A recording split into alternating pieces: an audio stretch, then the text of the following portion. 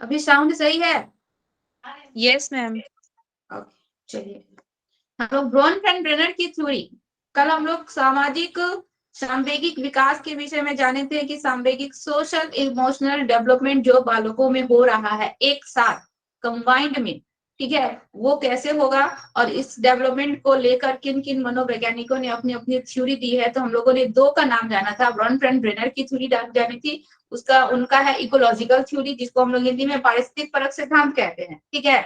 और एक Erik Erikson जी के बारे में जाना था, जिनको हम लोग एरिक एरिक्सन का हम लोग का क्या हो जाएगा, मनोसामाजिक, यानी कि हम लोग का साइको सोशल थ्योरी, ठीक है।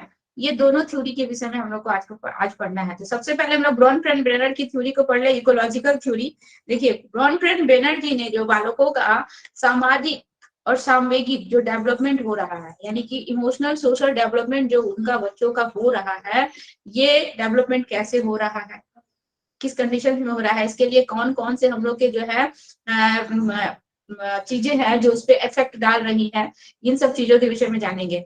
देखिए, इसमें जो इकोलॉजिकल थ्योरी हम लोग पढ़ रहे हैं, पारस्परिक सिद्धांत जो पढ़ रहे हैं, वो हम लोग का एक्चुअल में रिलेट किससे है, तो हम लोग का इन्वायरमेंट से रिलेटेड, इससे संबंधित है, हम लोग के पर्यावरण वातावरण से संबंधित है। तो बच्चा जब जन्म लेता है तो वातावरण में ही जन्म लेता है, वातावरण में ही उसका डेवलपमेंट होता है, ठीक है। एक बच्चे का जब जन्म हुआ तो बच्चा जो है जिस भी माहौल में रह रहा है, जिस भी एटमोस्फेयर में रह रहा है, वो उसका इन्वायरमेंट है, उसी इन्वायरमेंट में बच्चे का क्या हो रहा है, डेवलपमेंट हो रहा है। तो इसीलिए उन्होंने जो है इन्वायरमेंट को इसका मेन जो है एस्पेक्ट माना है, इन्वायरमेंट में ही बच्चे का डेवलपमेंट इन्होंने कैसे कैसे किस किस मीडियम के थ्रू किस किस कौन कौन से हम लोग रीजन है जिसके थ्रू बालकों का डेवलपमेंट हो रहा है, ये सब चीजें उन्होंने बताई है, ठीक है। तो देखिए, ब्रोनफेन-ब्रेनर जी का हम लोग देखेंगे, इन्होंने समाज को, सोसाइटी को बहुत ज्यादा महत्वपूर्ण माना है बालकों के डेवलपमेंट के लिए। बालकों का विकास कैसे हो रहा है, किसमें हो रहा है, तो समाज में हो रहा है, सोसाइटी के बीच हो रही है, इन्वायरमेंट में हो रहा है। बालकों को अगर इनसे अलग कर दिया जाएगा तो उन लोगों का अगर देखा जाए तो सही से ग्रोथ या विकास नहीं हो पाएगा, ठीक है। सामाजिक संदर्भ में उन्होंने बालकों के विकास को बताया है, और उसको बालकों के विकास को कौन कौन सा एस्पेक्ट प्रभावित करते हैं, किस से इफेक्टेड होता है बालकों का विकास, इफेक्ट होके ग्रोथ कर रहा है, विकास की तरफ आगे की तरफ मूव कर रहा है।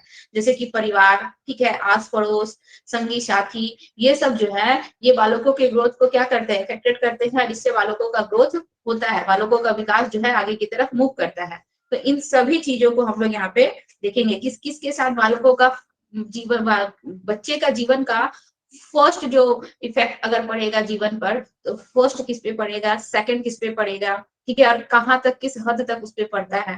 तो ये सारी चीजें हम लोग देखेंगे। तो यहाँ पे उन्होंने देखिए बच्चों के बायोलॉजिकल एंड इन्वायरमेंट दोनों को आपस में इंटरेक्ट करके बालकों के ग्रोथ के विषय में बताया है, कि बालकों का बायोलॉजिकल जो है, यानी कि इनका जैविक जो कारण है, जैविक कारण और पर्यावरण पर्यावरण कारण जो हम लोग हेरिडिटी एंड इन्वायरमेंट में पढ़े हैं, यही ना पढ़े हैं कि हेरिडिटी एंड इन्वायरमेंट में क्या पढ़े हैं कि बालकों का बायोलॉजिकल, ठीक है, और इन्वायरमेंट दोनों जब आपस में इंटरेक्ट करते हैं तो ही बालकों का ग्रोथ होता है। इन्होंने भी वही दिया है, बायोलॉजिकल एंड इनका इन्वायरमेंट दोनों आपस में जब इंटरेक्ट करते हैं तो ही बालक का सही मायने में क्या होता है, ग्रोथ होता है। तो इसके लिए इन्होंने क्या किया है, इसको 5 लेवल में डिवाइड कर दिया है, बच्चों का ग्रोथ कैसे हो रहा है सोसाइटी में, सामाजिक संदर्भ में इन्होंने बालकों के ग्रोथ के विषय में बताया है। तो बच्चों का ग्रोथ हो कैसे रहा है सामाजिक संदर्भ पे, इसको उन्होंने 5 लेवल में डिवाइड कर दिया है, ठीक है। पहला जो लेवल होता है हम लोग का, उसको हम लोग लघु मंडल कहते हैं, जिसको हम लोग माइक्रो सिस्टम कहेंगे, ठीक है। दूसरा जो होता है उसको मेसो सिस्टम कहेंगे, यानी कि मध्य मंडल। तीसरा जो होता है हम लोग का वाह्य मंडल, जिसको हम लोग एक्सो सिस्टम कहेंगे। चौथा जो होता है हम लोग का बृहद मंडल, जिसको हम लोग क्या कहेंगे, मैक्रो सिस्टम कहेंगे। बृहद यानी कि बहुत बड़े पैमाने पे, जैसे जैसे बच्चा बड़ा हो रहा है उसका देखिए सोसाइटी बढ़ते जा रहा है, उसके सर्कल बढ़ते जा रहे हैं, तो वैसे वैसे हम देखिए ब्लैक बोर्ड पे भी आप लोग को ड्रॉ करके दिखा रहे हैं घटना या फिर घटक हम लोग का आखिरी है, जिसको हम लोग क्रोनोमंडल कहते हैं, ठीक है। तो देखिए आपको ब्लैक बोर्ड पे ये चीजें, बच्चा जब जन्म लिया, ठीक है, बच्चा जब जन्म लिया, जन्म लेने के बाद हम लोग को इन्वायरमेंट या फिर उसके जो हम लोग के बायोलॉजिकल फैक्ट है, ये दोनों ही आपस में इंटरेक्ट करेंगे तो बच्चे का ग्रोथ हो रहा है। और जैसे जैसे बच्चे का ग्रोथ होता है उसका सोशल इन्वायरमेंट क्या होता है, बढ़ता जाता है। देखिए बच्चा जब जन्म लिया, हम लोग का है माइक्रो सिस्टम, यानी कि क्या होता है, ये सूक्ष्म, सूक्ष्म का मतलब होता है छोटा, ठीक है। सूक्ष्म का मतलब उसका सोसाइटी क्या होगी, बहुत ही छोटी होगी, समाज उसका बहुत छोटा होगा। इसमें इसके क्या क्या आ जाएंगे, इसमें इसके पेरेंट्स आ जाएंगे, इसके संगी साथी आ जाएंगे, ठीक है, स्कूल आ जाएगा, इसी के अंतर्गत हम लोग का सब कुछ आ जाता है। देखिए स्कूल भी आ जाएगा, पेरेंट्स आ जाएंगे, इसके संगी साथी आ जाएंगे, आस पड़ोस आ जाएगा। ये सब के सब हम लोग के केवल ये सूक्ष्म यानी कि माइक्रो सिस्टम के अंदर आ जाते हैं। इसके बाद आता है हम लोग का मिशो सिस्टम। मिशो सिस्टम हम लोग का सेकंड लेवल होता है। मिशो सिस्टम ऐसा सिस्टम होता है जिसमें बच्चा जो होता है ना, ये फर्स्ट वाले सिस्टम और सेकंड वाले सिस्टम के बीच में एक जो है, इन बच्चे के बीच में और पेरेंट्स के बीच में, चाहे बच्चे के बीच में या टीचर्स के बीच में, एक मीडियम का कोई ना कोई जो है एक मीडियम का काम करता है। इसमें बच्चा जो है क्या करता है, डायरेक्ट तो इन्वॉल्व रहता है। देखिए ये जो पोस्ट जो हम आप लोग को बताएं, इस चीज को हम अभी आप लोग और अच्छे से एक्सप्लेन करेंगे, ठीक है। केवल आप लोग इसको डायग्राम के थ्रू ये जानिए कि जैसे जैसे बच्चे का ग्रोथ होगा वैसे वैसे उसका एनवायरमेंट, उसका सोसाइटी जो है, समाज जो है क्या होता है, बढ़ता जाता है, ठीक है। उसको बहुत ज्यादा नॉलेज हो जाएगा सोसाइटी के प्रति, समाज के प्रति। इसमें केवल उसके आस पड़ोस, माता पिता, भाई बहन, ठीक है, संगी साथी, स्कूल, ये सब आ जाएंगे। इसमें भी उसके आस पड़ोस, माता पिता, संगी साथी, स्कूल, ये सारे के सारे एस्पेक्ट इसमें आ जाते हैं। इसमें उससे थोड़ा सा बड़ा हो जाता है, थोड़ा सा बृहद रूप में एक्सो का मतलब हो जाएगा कि इसमें बच्चे जो होते हैं ना, डायरेक्ट किसी चीज में इन्वॉल्व नहीं होते। एक्सो का मतलब होता है बच्चे डायरेक्ट किसी चीज में इन्वॉल्व नहीं रहेंगे, इनडायरेक्टली जो है बच्चे उससे क्या होते हैं, कनेक्टेड होते हैं, लेकिन उसका इफेक्ट जो है बच्चों पर पड़ता है। इसमें हम लोग ये देखेंगे, ठीक है। और ये हम लोग का होता है और भी बृहद, उससे भी बड़ा हो जाएगा, ठीक है। इसमें हम लोग क्या देखेंगे कि हमारा जो इकोनॉमिकल सिस्टम है, हमारी जो सोसाइटी है, हमारा जो कल्चर है, इन सब से बच्चे का कैसे रिलेशन है और बच्चे इससे कैसे अफेक्टेड होते हैं। और सबसे ये वाला जो हम लोग का क्रोनो सिस्टम, क्रोनो होगा, क्रोनो सिस्टम जो होता है, इसमें क्या हम लोग देखेंगे कि हिस्टोरिकल चेंजेस कैसे आते हैं, ठीक है। बहुत से हिस्टोरिकल चेंजेस, जैसे कि मान लीजिए सदियों से चला आ रहा है कि लड़कियां जो है स्टडी नहीं करेंगी, ये नहीं करेंगी, ये अचानक से जो है हम लोग का चेंज आ गया। तो बहुत से ऐसे चेंजेस जो है जो लंबे समय तक नहीं थे, और वो चेंजेस जो है आए और समाज उससे जो है बच्चे इफेक्टेड हुए या सोसाइटी इफेक्टेड हुई, प्रभावित हुई। वो सारी चीजें हम लोग इसमें लास्ट वाले टॉपिक में देखेंगे। इसको हम आप लोग को अच्छे से एक्सप्लेन कर देते हैं।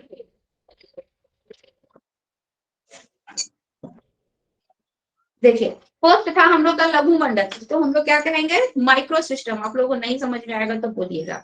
माइक्रो सिस्टम हम लोग का फर्स्ट है लेवल, जिसमें सबसे छोटा अगर कहा जाए, सबसे छोटा लेवल यही है। इस लेवल में बच्चे जो है डायरेक्ट जो है इन्वॉल्व रहते हैं, जुड़े रहते हैं।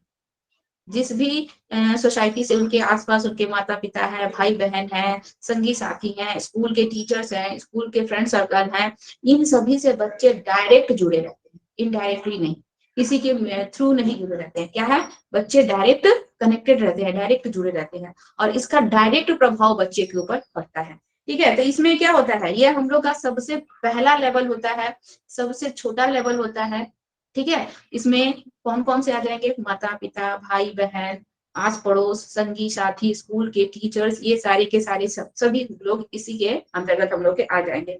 और सबसे निकटतम यानी कि सबसे नजदीकी जो हम लोग का मंडल होता है, शुरुआत बच्चों का, जैसे बच्चा जन्म लिया, बच्चे के जन्म लेने के बाद अगर देखा जाए इनका जो सोशल इमोशनल डेवलपमेंट हो रहा है बच्चों का, तो सबसे निकटतम जो है, पास का जो हम लोग का मंडल होता है, या फिर हम लोग इसको सिस्टम कर ले, कह ले, तो ये हम लोग का यही वाला सिस्टम सबसे नजदीकी सिस्टम होता है, जिसमें बच्चे डायरेक्ट जो है अपने आस पड़ोस वालों से या फिर जो भी इनके नजदीक है उन सबसे जुड़े रहते हैं, ठीक है। इसमें क्या बोल रहा है कि बच्चे जो है, ये जो सिस्टम होता है, इसमें जो बच्चे जो होते हैं ना, दूसरों से, इनके पास जो कुछ भी है, इनके माता पिता, भाई बहन, संगी साथी, इनका इफेक्ट तो बच्चों के ऊपर पड़ता ही है।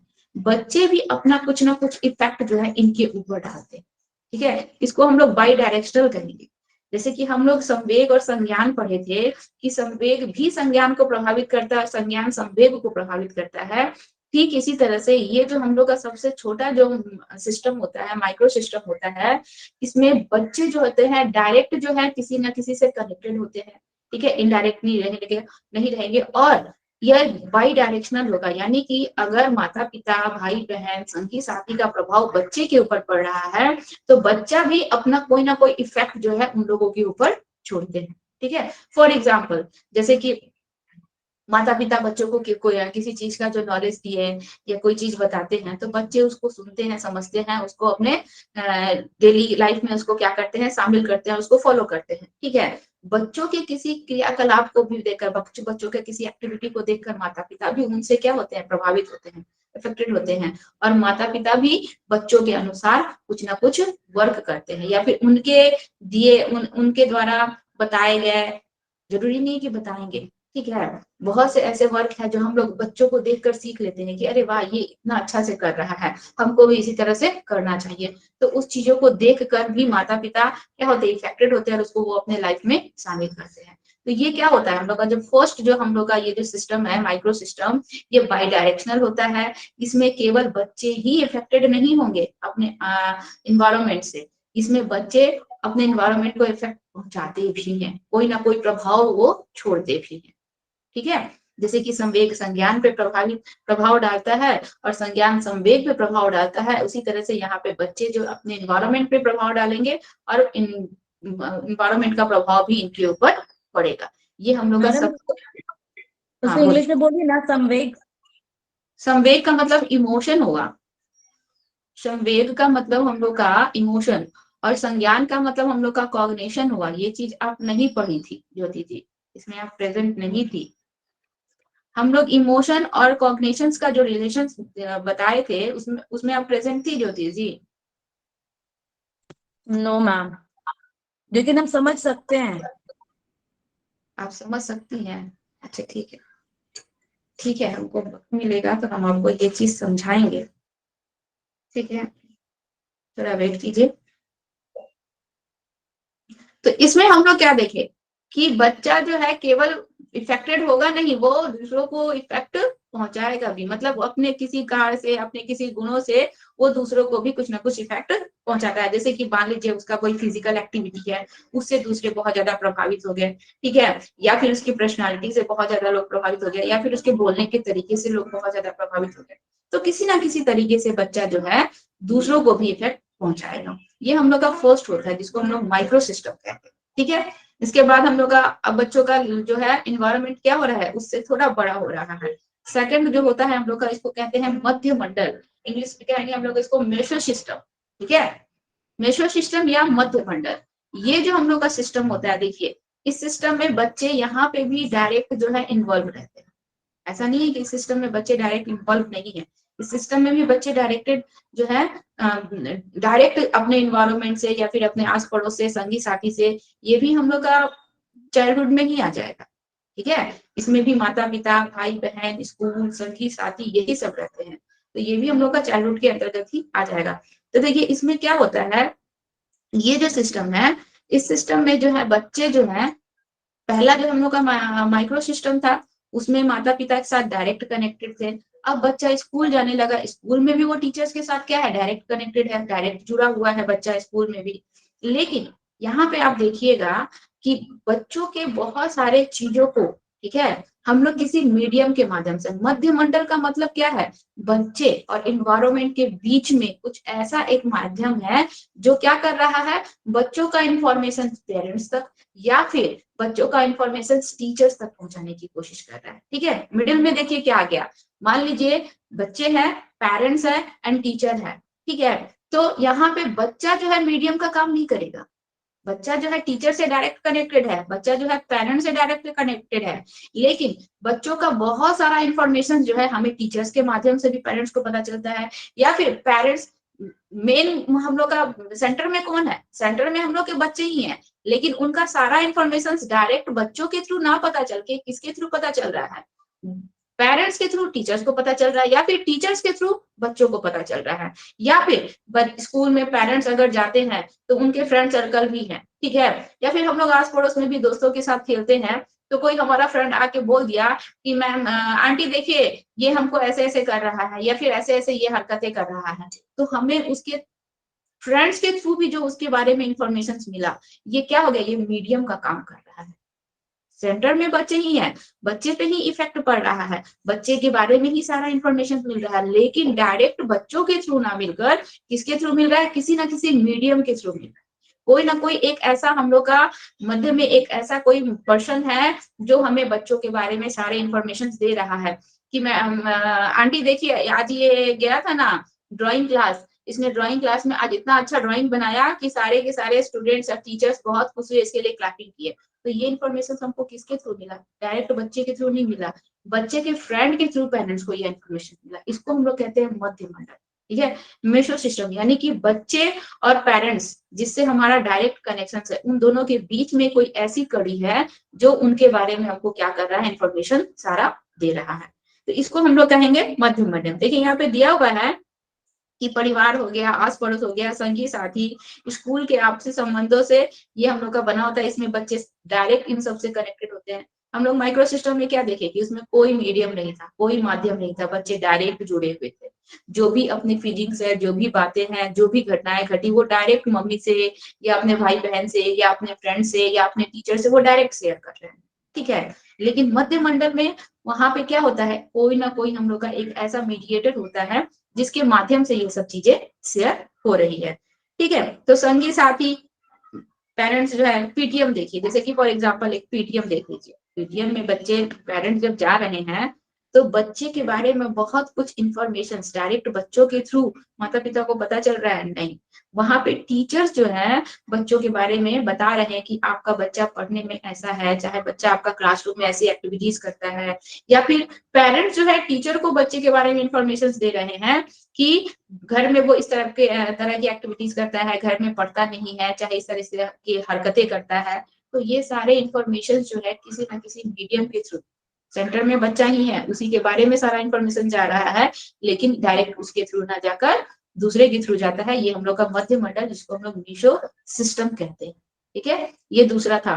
फर्स्ट में बच्चा डायरेक्ट कनेक्टेड रहता है, सेकंड में बच्चा जो है कोई ना कोई मीडियम के थ्रू जो है उसका सारा इंफॉर्मेशन जाता है। क्लियर हुआ या नहीं?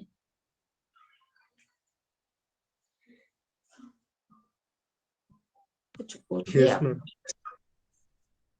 सुभानु जी, कल आप कहाँ चले गए थे बीच में नहीं छोड़कर? मैम स्विच ऑफ हो गया था मोबाइल, कल चार्ज भी नहीं था और इलेक्ट्रिसिटी भी गुल था। अच्छा, थर्ड देखिए, थर्ड है हम लोग का एक्सो सिस्टम, बाह्य मंडल। इसका अब हम लोग का सर्कल देखिएगा, इसका सर्कल और ज्यादा बड़ा हो जाएगा, ठीक है। अब बच्चों की सोसाइटी और ज्यादा बड़ी हो रही है, तो बाह्य सिस्टम, वायु मंडल जो होता है हम लोग का, जिसको हम लोग एक्सो सिस्टम कहते हैं, इसमें बच्चा जो है बिल्कुल भी उस जगह से या उस लोगों से कनेक्टेड नहीं रहता है, लेकिन फिर भी बच्चे के ऊपर उसका इफेक्ट पड़ रहा है, ठीक है। देखिए कैसे इफेक्ट पड़ रहा है, जैसे कि मान लीजिए हमारे पेरेंट्स जो है कहीं जॉब कर रहे हैं, कहीं बाहर में मम्मी पापा दोनों ही जॉब कर रहे हैं, बच्चा घर में है, ठीक है। पापा ऑफिस से घर आए, ऑफिस में पापा को बहुत ज्यादा स्ट्रेस था, बहुत ज्यादा वर्कलोड था, जिसकी वजह से पापा घर में आए, बच्चे ने किसी प्रकार की जिद की या कुछ किया, पापा क्या किए, अपना फ्रस्ट्रेशन जो है, अपना गुस्सा जो है बच्चे पे निकाल दिए। बच्चा क्या उनके ऑफिस से या फिर उनका वर्क से रिलेटेड था, कहीं कहीं भी वो उससे जुड़ा हुआ था, नहीं जुड़ा हुआ था, लेकिन इनडायरेक्टली उसका प्रभाव जो है किस पे पड़ रहा है, बच्चे पे पड़ रहा है, ठीक है। तो एक्सो सिस्टम में, हम लोग का एक्सो सिस्टम में क्या होता है कि बच्चा उस चीज से या फिर उस वर्क प्लेस से डायरेक्ट बिल्कुल भी कनेक्टेड नहीं रहता है, एकदम जुड़ा हुआ नहीं रहता है, लेकिन फिर भी उसका प्रभाव बच्चे के ऊपर पड़ता है, ठीक है। सपोज दैट पेरेंट्स का जो है ट्रांसफर हुआ, पेरेंट्स एक जगह से उठ के दूसरे सिटीज या दूसरे किसी शहर जा रहे हैं, तो उससे क्या हो रहा है, बच्चे को अपना फ्रेंड सर्कल छोड़ना पड़ा, अपना स्कूल छोड़ना पड़ा, नए जगह नए माहौल को बच्चे को एक्सेप्ट करना पड़ा, नया स्कूल है, नया फ्रेंड सर्कल बनाना पड़ा। तो यहाँ पे अब काम से तो बच्चे का, प्रमोशन से तो बच्चे का कोई रिलेशन नहीं था, ऑफिस से बच्चे का कोई रिलेशन नहीं था, लेकिन पापा के ट्रांसफर होने की वजह से बच्चे को भी ट्रांसफर करना पड़ा, जिसकी वजह से वो पूरी तरह से क्या हो गया, अफेक्टेड हो गया। तो एक्सो सिस्टम में हम लोग का क्या होता है कि बच्चा उस जगह से बिल्कुल भी कनेक्टेड नहीं रहता है, जुड़ा हुआ नहीं रहता है, लेकिन फिर भी बच्चे के ऊपर उसका बहुत ज्यादा प्रभाव पड़ता है। ठीक है, अब मान लीजिए मम्मी और पापा दोनों ही वर्क कर रहे हैं, बच्चा घर में अकेला है, तो बच्चे का जो है सही से डेवलपमेंट नहीं हो रहा है, उसको बच्चे का लैंग्वेज डेवलपमेंट नहीं हो रहा है, या फिर बच्चे को कोई एक्टिविटीज नहीं करवाई जा रही है, या बच्चे से कोई बात अपना शेयर नहीं कर रहा है, बच्चा किसी से अपनी बातों को शेयर नहीं कर पा रहा है, तो बच्चा तो वर्क नहीं कर रहा है ना, यहाँ पे तो बच्चा उस काम में इन्वॉल्व नहीं है, लेकिन फिर भी मम्मी पापा के काम की वजह से बच्चा यहाँ पे क्या हो रहा है, इफेक्टेड हो रहा है। तो यहाँ पे बच्चा डायरेक्ट उस चीज से जुड़ा हुआ नहीं रहता है, लेकिन फिर भी बच्चे पर उसका इफेक्ट पड़ता है। ये हम लोग का क्या होता है, एक्सोसिस्टम कहलाता है, जिसको हम लोग क्या कहेंगे, बाह्य मंडल कहेंगे। हिंदी में कहेंगे बाह्य मंडल, इंग्लिश में कहेंगे एक्सोसिस्टम। ठीक है, स्वास्थ्य कल्याण से भी देखिए इसमें क्या क्या आ जाएंगे हम लोग के, माता पिता का कार्यस्थल आ जाएगा, धार्मिक संस्था भी आ जाती है इसमें, धर्म से रिलेटेड। ठीक है, अब मान लीजिए पेरेंट जो है बहुत ज्यादा धार्मिक है, पूजा पाठ में बिजी है, मंदिरों में जा रहे हैं, पूजा कर रहे हैं, बच्चे को सही टाइम नहीं दे रहे हैं, बच्चे को प्ले के लिए टाइम देना है लेकिन लेट हो गया ऑफिस के लिए, तो बच्चे को समय नहीं दे पा रहे हैं, इसमें भी बच्चा जो है इफेक्टेड हो गया। या फिर स्वास्थ्य हो गया, अगर पेरेंट्स बीमार पड़ गए, बच्चे तो बीमार नहीं पड़े हैं, बच्चे तो स्वस्थ ही हैं, पेरेंट्स बीमार पड़ गए, पेरेंट्स जो है बच्चे का सही से केयर नहीं कर पा रहे हैं, सही से उसकी देखभाल नहीं कर पा रहे हैं, इस कंडीशन में भी बच्चा ही क्या हो रहा है, इफेक्टेड हो रहा है। ठीक है, तो ये सारी चीजें जो है हम लोग है, जिसमें बच्चा डायरेक्ट कनेक्टेड नहीं होता है, डायरेक्ट जुड़ा नहीं होता है, लेकिन फिर भी बच्चे के ऊपर उसका प्रभाव पड़ता है। ये 3 चीज क्लियर हुआ? Yes madam. Yes ma'am. Okay, तो पहला था हम लोग का माइक्रो सिस्टम, जिसमें बच्चा डायरेक्ट कनेक्टेड होता है, माता पिता जो भी फीलिंग्स है, जो कुछ भी है, बच्चा सबसे हम लोग का छोटा जो सिस्टम अगर बोला जाए तो यही होता है, जिसमें परिवार, संगी साथी ये सब आते हैं। दूसरा हम लोगों ने देखा मध्य मंडल, जिसमें बच्चे के बीच, बच्चे और इन्वायरमेंट जिससे बच्चा कनेक्टेड है, उन दोनों के बीच में एक मीडियम होगा, माध्यम होगा, जिसके माध्यम से बच्चों का सारा इन्फॉर्मेशन जो है लोगों तक जाएगा।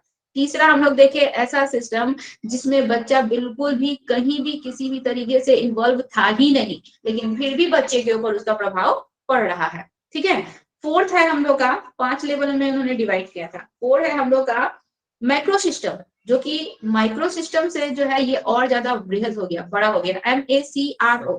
ठीक है, ये और ज्यादा वृहद, बड़ा हो गया, इसको हम लोग वृहद मंडल कहते हैं, बड़ा।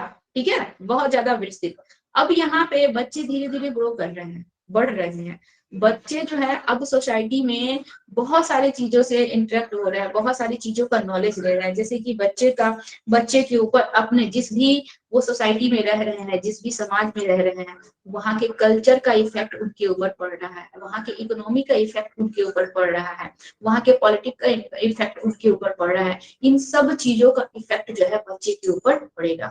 बृहद का मतलब क्या, बहुत बड़ा। अब बड़े पैमाने पे सामाजिक तौर पर देखा जाए तो बहुत बड़े पैमाने पे बच्चे पर क्या होता है, इफेक्ट पड़ता है। तो सामाजिक प्रथाओं का अब बच्चों को, जितने भी हम लोग के सोशल नॉर्म्स होते हैं, उन सबको जानना है, उन सबको फॉलो करना है, उन सबके अनुसार वर्क करना है। इन सब चीजों का हम लोग के सोशल इकोनॉमिक्स का भी हम लोग का इफेक्ट बच्चों के ऊपर पड़ता है। मान लीजिए बच्चा जो है बहुत ज्यादा, हम जैसे कि पहले भी एग्जांपल्स दिए हैं, बहुत ब्रिलियंट है, बहुत तेज है, इकोनॉमिकली कंडीशन सही नहीं है, तो उसके कारण क्या है, अब इकोनॉमिकली कंडीशन सही नहीं है, गरीबी है, चाहे पैसे का बहुत ज्यादा क्राइसिस है, इसमें बच्चे की तो कोई गलती नहीं है, लेकिन डायरेक्टली इनडायरेक्टली बच्चे के ऊपर तो प्रभाव पड़ रहा है ना। बच्चे का जो रिक्वायरमेंट है वो पूरा नहीं हो रहा है, चाहे जो भी उसमें स्किल है, क्वालिटीज है, वो अपने क्वालिटी को खुल के दूसरों के सामने एक्सप्रेस नहीं, बता नहीं पा रहा है, या फिर उस चीज में वो डेवलप नहीं कर पा रहा है। तो ये सारी चीजों का प्रभाव बच्चे के ऊपर हम लोग का पड़ रहा है। ठीक है, जो भी उसको, मान लीजिए जो कुछ भी उसको जो है अपने डेवलपमेंट के लिए जो कुछ भी संसाधन चाहिए, जो कुछ भी उसका रिक्वायरमेंट है, वो सारी चीजें फुलफिल नहीं हो पा रही है इकोनॉमिकल कंडीशंस की वजह से। तो इसका इफेक्ट कहीं ना कहीं बच्चे के ऊपर क्या हो रहा है, पड़ रहा है। तो ये क्या है, हमारा इन्वायरमेंट का ही ना इफेक्ट बच्चे के ऊपर पड़ रहा है। इसमें भी बच्चा क्या होता है, डायरेक्ट ही कनेक्टेड होता है। ठीक है, ये था हम लोग का 4th पॉइंट। और हम लोग का 5th पॉइंट और आखिरी पॉइंट है, जिसको हम लोग घटक मंडल या घटना मंडल कहते हैं, जो है हम लोग का क्रोनो सिस्टम।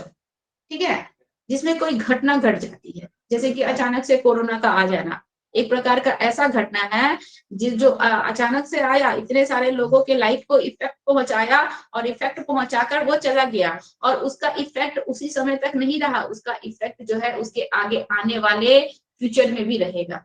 कोरोना तो गया, लेकिन उसका इफेक्ट हम लोगों पे है अभी भी, है ना। हम लोग का इकोनॉमिकल सिस्टम पूरी तरह से ठप पड़ गया, गरीबी बहुत ज्यादा बढ़ गई, लोगों के पास पैसे की क्राइसिस हो गई, या फिर लोग जो वैक्सीन लिए उस वैक्सीन की वजह से लोग का इम्यून पावर कमजोर हो गया, लोग ज्यादा बीमार पड़ने लगे, तो बहुत सारे इश्यूज हुए। तो कोरोना आया, उसने आया, इफेक्ट पहुंचाया, और इफेक्ट पहुंचाने के बाद वो चला गया, लेकिन उसका इफेक्ट जो है उसके आने वाले फ्यूचर में, आने वाले समय में भी वो बरकरार रहता है, कायम रहता है। तो देखिए, घटक मंडल और घटना मंडल जो हम लोग का है, इसी तरह से कैसे है ये, मतलब इसमें हिस्टोरिकल चेंज होते हैं, ऐतिहासिक बदलाव हम लोग को इसमें देखने को मिलता है।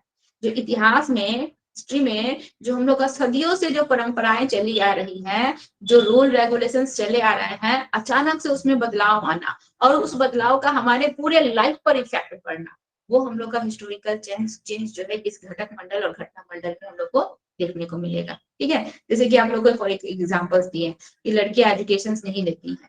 पहले जमाने में क्या है, लड़कियां एजुकेशन नहीं लेने जाएंगी, हाई एजुकेशन तो लड़कियां लेंगी ही नहीं, बिल्कुल भी नहीं। तो अब क्या है, उसमें बदलाव आया। इतिहास में सदियों से ये जो ध्यान रूल बना हुआ था, लेकिन इस रूल को तोड़कर एक नया इतिहास क्या बना कि लड़कियां हायर एजुकेशन लेती हैं और हर एक फील्ड में, हर एक जगह वह वर्क करने के लिए लड़कों की तरह वह वर्क करती हैं। तो ये क्या है, एक हिस्टोरिकल चेंज है।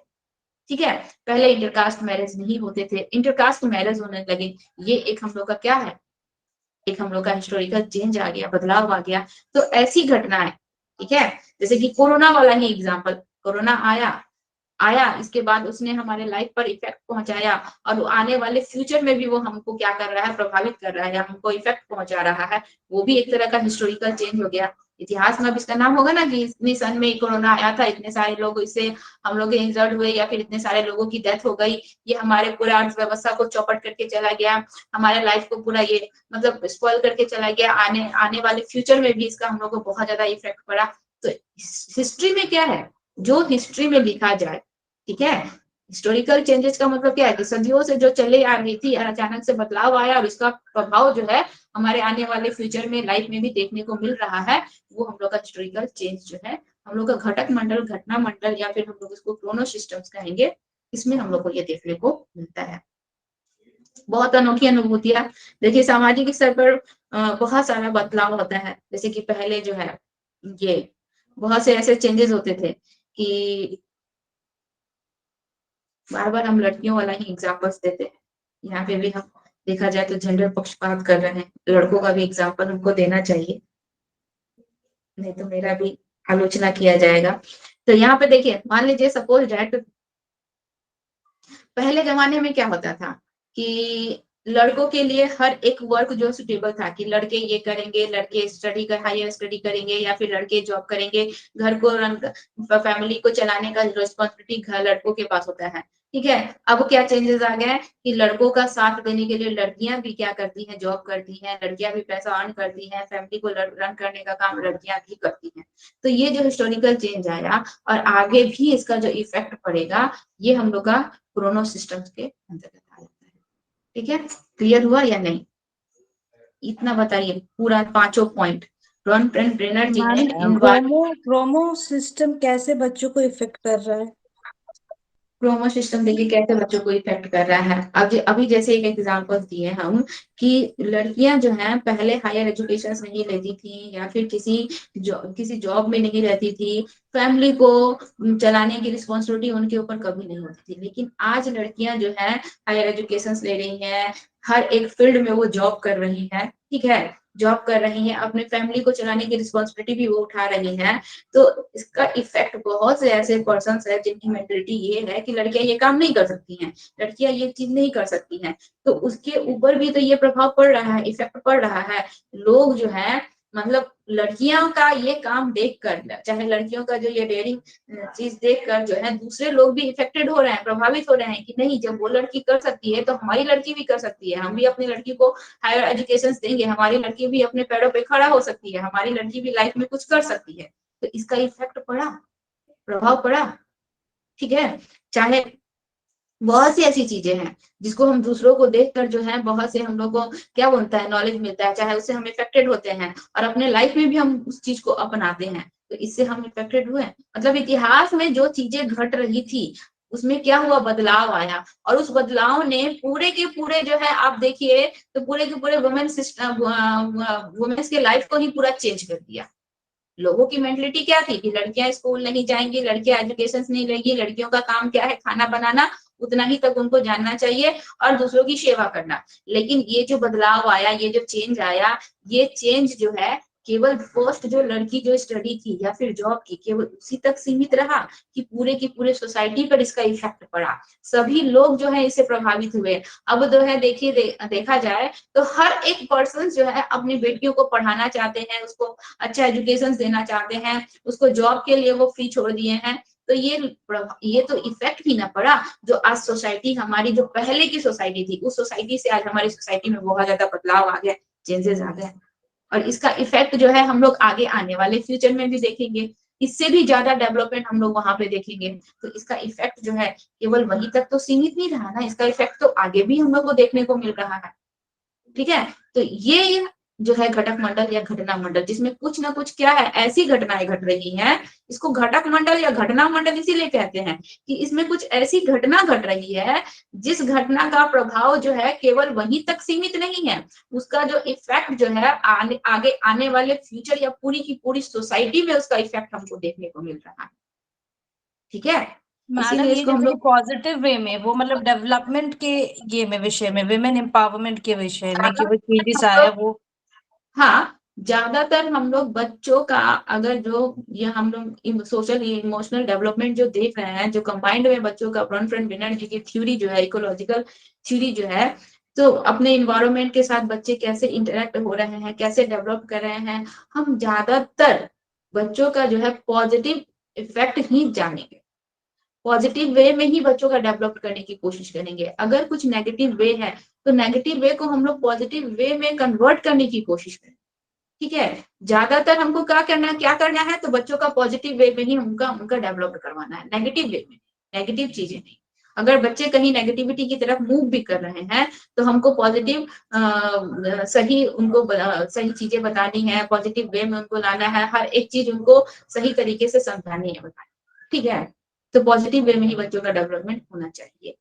मैडम जैसे कि आपका मेसो और एक्सो सिस्टम में तो नेगेटिव वे में ही इम्पैक्ट दिखा रहा है, नेगेटिव वे में ही वो लोग को। यहाँ पे देखिए मेसो सिस्टम और एक्सो सिस्टम जो है हम लोगों का, इसमें कुछ नेगेटिव, मेसो सिस्टम में कुछ नेगेटिव वे में नहीं दिखा रहा है। यहाँ पे दिखा क्या रहा है कि बच्चे जो होते हैं ना, जो कि अपने इन्वायरमेंट से डायरेक्ट कनेक्टेड होते हैं, यहाँ पे भी बच्चे अपने इन्वायरमेंट से डायरेक्ट कनेक्टेड है, अपने आस पड़ोस फैमिली सबसे डायरेक्ट कनेक्टेड है, लेकिन जो है इनके बीच एक ऐसा मीडिएटर है, एक ऐसा हम लोग का मीडियम है जो उनके बारे में इंफॉर्मेशन दे रहा है कि आंटी ये मान लीजिए यहाँ पे आप ही का नाम ले रहे हैं कि ज्योति जी जो है ना, ज्योति जो है ना वो पढ़ने में बहुत अच्छी है, आज उसको क्लास में जो है मतलब सर की तरफ से बहुत अच्छा जो फीडबैक मिला, सारे लोग उसके लिए क्लैपिंग किए। तो ये क्या है, ये पॉजिटिव वे में नहीं है, उसकी तारीफ नहीं हो रही है। या फिर मान लीजिए सपोज डेट कुछ नेगेटिव वे में भी अगर इंफॉर्मेशन जा रहा है तो पेरेंट्स उसके विषय में जान रहे हैं, उनको नॉलेज हो रहा है उसका, पेरेंट्स उसको, चाहे टीचर्स के विषय में जो पीटीएम होता है हम लोग का, ठीक है, यही एग्जांपल देखिए ना, जो पीटीएम होता है तो बच्चे के अच्छे फैक्ट्स को और बुरे फैक्ट्स दोनों को ही तो बताया जा रहा है। नो मैडम, वहां पे मैक्रो और एक्सो में जैसे कि मैक्रो में फाइनेंशियली अगर प्रॉब्लम होता है बच्चों का आगे फ्यूचर के को लेकर तो इफेक्ट कर रहा है नेगेटिव वे में कि वो उसके ये पास है, वो कर सकता है लेकिन कर नहीं पा रहा है, तो उसको अगर चेंज के लिए क्या करे। और हाँ यहाँ एग्जो में जैसे फादर एज अ फादर वो अपना फ्रस्ट्रेशन बच्चे पे निकाल रहे, तो उसको कैसे ओवरकम करे। हाँ, इसको कम करने के लिए यहाँ पे पेरेंट्स की रिस्पॉन्सिबिलिटी है कि वो अपने ऑफिस का स्ट्रेस जो है या फिर ऑफिस का टेंशन जो है वो बच्चे के ऊपर ना निकाले। ठीक है। ये जो एक्सो सिस्टम हम लोग देखे जिसमें बच्चे तो कनेक्टेड होते नहीं है, बिल्कुल भी जुड़े नहीं रहते, लेकिन फिर भी उनका इफेक्ट बच्चों के ऊपर पड़ रहा है, तो आप इसको नेगेटिव वे में ही मत लीजिए ना। हम आपको एग्जांपल्स दिए नेगेटिव वे वाला, ठीक है, इसको हम लोग दोनों ही रूप से देखेंगे नेगेटिव में भी और पॉजिटिव में भी देखेंगे, ठीक है। तो मान लीजिए कि यहाँ पे हम नेगेटिव वे में आपको एग्जांपल दिए, पॉजिटिव वे में भी तो एग्जांपल होता है, हो सकता है पेरेंट्स का प्रमोशन हुआ, पेरेंट्स बहुत खुश हैं, घर में आए, बच्चे ने जो डिमांड किया उसकी पूर्ति कर दिए, या फिर बच्चे को बहुत ज्यादा टाइम देने लगे, तो यहाँ पे पॉजिटिव वे में भी तो हम देख सकते हैं, दोनों का ही इफेक्ट पड़ेगा। और हम लोग ज्यादातर मोस्टली यहाँ पे क्या कोशिश करेंगे कि पॉजिटिव वे का ही इफेक्ट बच्चों के ऊपर ज्यादा पड़े। यहाँ पे पेरेंट्स की रिस्पॉन्सिबिलिटी है, टीचर्स की रिस्पॉन्सिबिलिटी है कि बच्चों का पॉजिटिव वे में डेवलपमेंट हम लोग कैसे करें, ठीक है। नेगेटिविटी को छोड़कर, नेगेटिव वे को छोड़कर पॉजिटिव वे में उसका डेवलपमेंट करना है। लेकिन देखिए हम लोग का भी बचपन गुजरा है, तो क्या हम लोग हर एक चीज पॉजिटिव वे में ही जाके, कुछ ना कुछ नेगेटिविटी तो आई है हर किसी के लाइफ में, थोड़ी बहुत नेगेटिविटी तो आती है, तो वो जो है वो पेरेंट्स की समझ की वजह से या टीचर्स की समझ की वजह से उसको दूर करना चाहिए या दूर किया जा सकता है, ठीक है। वहां पे पेरेंट्स और टीचर्स का बहुत ज्यादा इन्वॉल्वमेंट होना चाहिए, उनको वहां पे ध्यान देना होगा कि बच्चों का इसके ऊपर गलत इफेक्ट पड़ रहा है या गलत, बच्चे जो है गलत वे में जा सकते हैं। तो यहाँ पे पेरेंट्स और टीचर्स को इसका ध्यान देना है।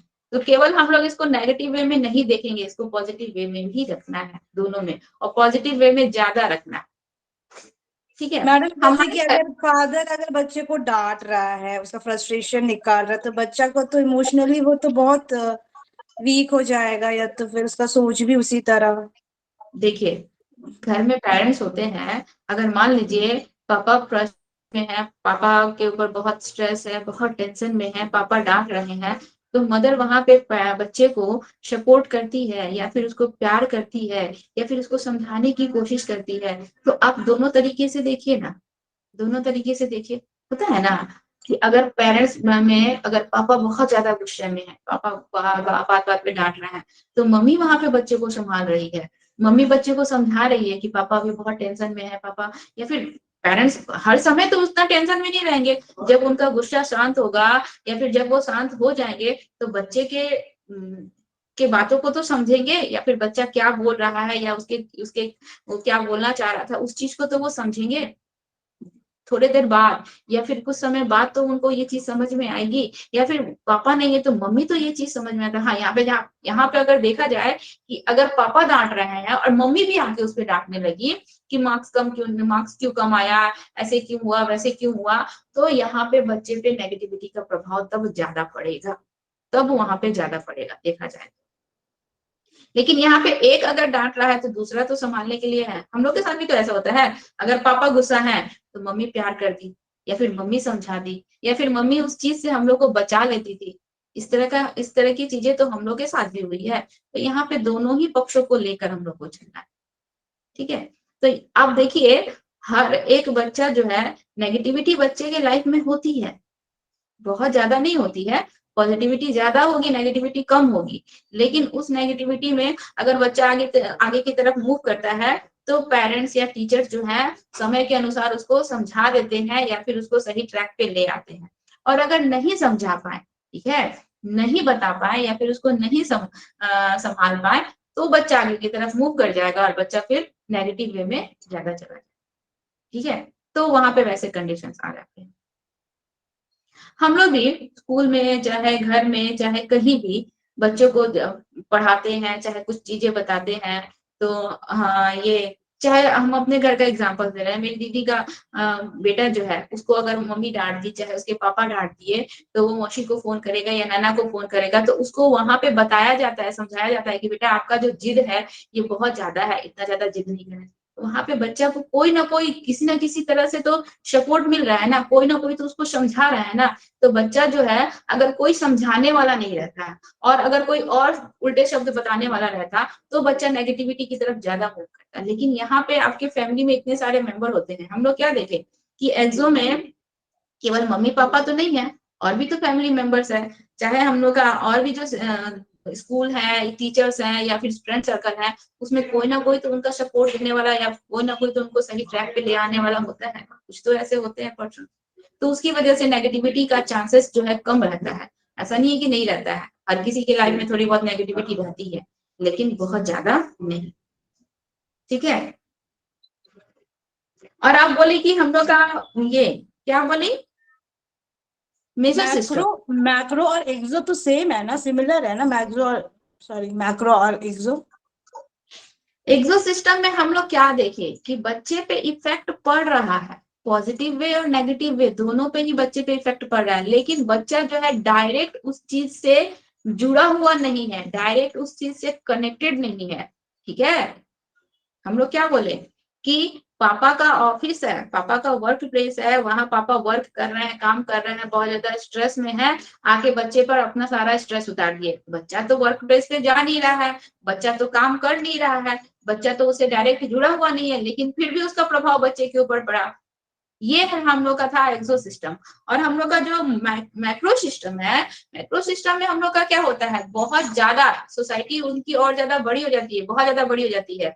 अब है उनका हम लोग का, इसमें देखिए बच्चा जिस सोसाइटी में रह रहा है, जिस कल्चर में रह रहा है, वहां पे बच्चे का कल्चर का प्रभाव पड़ेगा, यानी कि हमारी जो संस्कृति है, जिस चीज को हम लोग अपना रहे हैं, जिस भी कल्चर को हम लोग अपना रहे हैं, उसका इफेक्ट बच्चों के ऊपर पड़ता है। पॉजिटिव में भी पड़ सकता है, नेगेटिव में भी पड़ेगा। ठीक है, इसके बाद जो है हम लोग का इकोनॉमिकल कंडीशंस का भी बच्चे के ऊपर प्रभाव पड़ेगा। इकोनॉमिकल कंडीशंस में भी आपका पॉजिटिव नेगेटिव दोनों पे बच्चे का प्रभाव पड़ सकता है। ऐसा नहीं है कि हम लोग नेगेटिव वे में जाए। बहुत से ऐसे भी बच्चे होते हैं जिनका जो रिक्वायरमेंट है वो पूरा नहीं हुआ, लेकिन इसके बावजूद भी वो देखिएगा गलत ट्रैक पे नहीं जाते हैं।